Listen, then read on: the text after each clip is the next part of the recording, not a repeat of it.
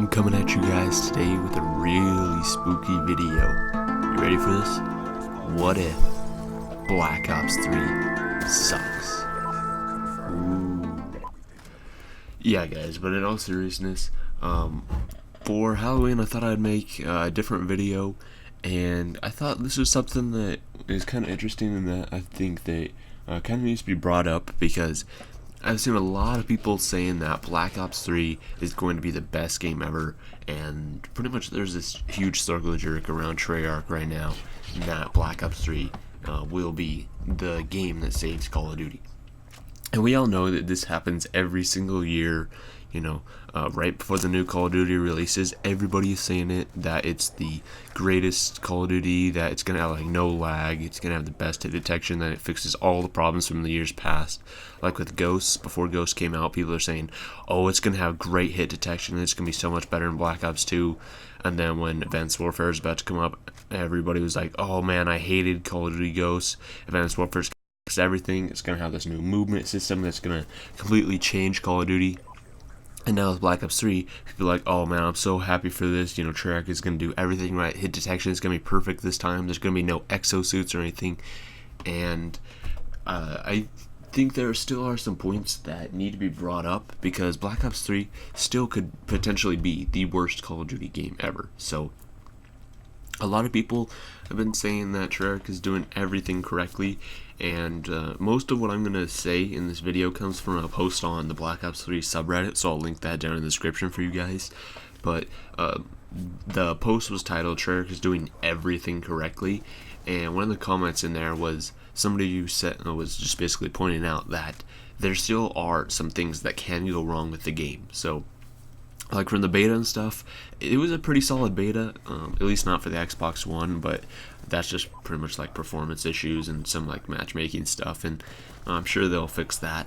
But one of the first points this guy points out is matchmaking. So they said that there won't be any skill-based matchmaking, and that it'll be similar to Black Ops 3's, Black Ops 2's, but in Advanced Warfare, when Sledgehammer Games and Microtransactions and them were asked about skill-based matchmaking, they said that it was the same matchmaking, like parameters and stuff, that was in every other Call of Duty game, which most people know that that's not true.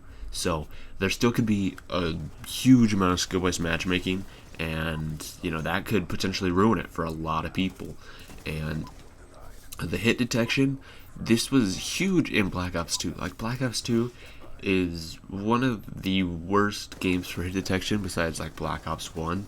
There's just something about Treyarch games in general that their hit detection is just almost always trash.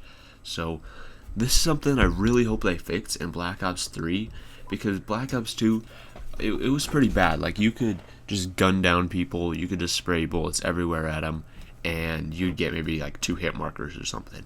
And it was just terrible. But then Call of Duty Ghosts went and pretty much fixed that completely, and I really liked that. I felt the ghost hit detection was absolutely perfect, but then they kind of got rid of that in Advanced Warfare. So hit detection is still a possibility that could there could be terrible hit detection, and that could pretty much break the multiplayer for a lot of people, because what's more infuriating than coming up behind somebody, spraying like 15 bullets at them, and then you get like 2 hit markers, and then they like turn around and then boom, kill you in one shot with a shotgun.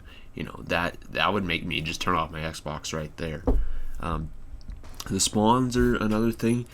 The spawns in the beta were pretty good. I had 1 or 2 bad spawns in my whole time playing in the beta, but Modern Warfare 3 had some really bad spawns. Ghosts had some, but I didn't really notice those a whole lot.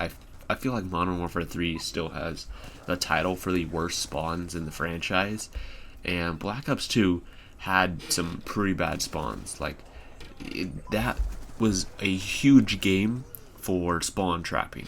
So like anytime you got onto Nuketown, people would always try and be spawn trapping you, and it was just ridiculous. Like, some of the spawns are just terrible in Black Ops 2, and that could also make or break the game. It's just where they decide to have people spawn at. And the next thing is the maps. So we've only had like 3 maps in the beta, and then we've seen Nuketown, but Nuketown now has like a bunch of crazy wall running spots and stuff, and from the GameStop trailer, there's like these blocks floating in the air that you could like rotated and stuff that you could possibly jump on and stuff, but they didn't show that off in the Nuketown trailer at all. So Nuketown could potentially be like the absolute worst map, because it was pretty good in Black Ops 1 and Black Ops 2. Like, it was the exact same map, but this, with the new wall running and movement system and stuff, it has potential to absolutely destroy Nuketown, and it could be a terrible map. But the maps that we saw in the beta, those could just be the best maps in the game, and everything else on the disc could potentially suck. You know, that's kind of a long shot that, you know, the only good maps are the ones we played on, but hey, it's still a possibility. So network issues is the next thing this guy points out. So the beta was pretty bad for a lot of people. Like, a lot of people, like, performance issues aside, like for the actual like networking and matchmaking and all that, it was pretty rough on a lot of people. You know, I would get into a game, and every couple seconds, like every 7 or 8 seconds, my ping would jump up to like 4,000 or something, or because the in-game like ping bars and the ping like graph thing, only it maxes out at 400 ping, and my ping would jump up to 400 ping, and it would stay there for like 6 seconds, then it'd drop back down to like 50, and my ping was just all over the place. Like, it was jumping up from like 50 to 70 to 30 to 40 to 67, and just all over the map, then up to like 400, and it was just all over the map. And so I could never have like a steady game. It was always like super, you know, jumpy and like rough and, you know, jaggedy and stuff. And I don't think that was my internet, because I even went back and played some Advanced Warfare, and my ping wasn't just boom jumping up to 4,000 in that game. So I definitely believe that it was Black Ops 3 that was doing that. And I don't know what was the problem. Like, I even speed tested my network, and I was getting like 30 milliseconds of ping, so nobody was on Netflix or anything, nobody was doing anything like that. But then when I got into a game in Black Ops 3, it would just suddenly jump up to like 400 milliseconds. So the perk balance and specialist could be, you know, something that breaks the game.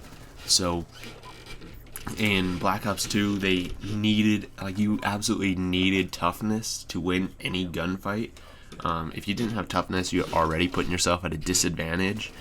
And lastly, something that I want to point out is just that this game could just be riddled with microtransactions and DLCs and little gotchas here and there.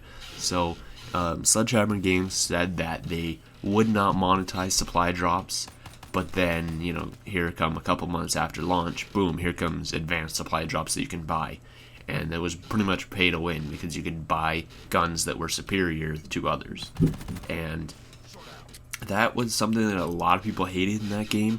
And also just tons of micro DLC. Ghost was riddled with this, and people really hated that.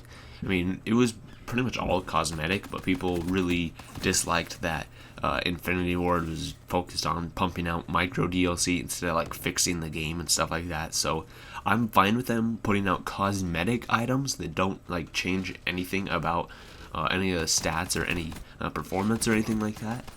But as long as the game works first. So I don't want to see the game like crash every time I load it up, and then, oh hey, look, you know, Treyarch just released 15 new DLC camos on their guns and stuff. You know, it just, they need to focus on making the game great, and once the game works and is essentially bug free, because you will never have an entirely bug free game. Once it mostly is bug free and mostly just works, then, you know, that's when that's when they should put out micro DLC, and that's when I would consider buying it, is when the game actually works. So there you guys go. I think Black Ops 3 will be a pretty solid game, but like I pointed out in this video, there still are a couple things in there that could potentially ruin the game and ruin the entire franchise, because Ghost 2 is probably going to be a failure if they go with Ghost 2, and a lot of people won't buy it because of what Ghosts did to the franchise. Advanced Warfare 2, I doubt many people are going to buy that because people really don't like Advanced Warfare. So this is basically the last chance for Call of Duty to ever kind of redeem itself at all. So there you guys go. Thanks for watching, and I'll see you in the next video.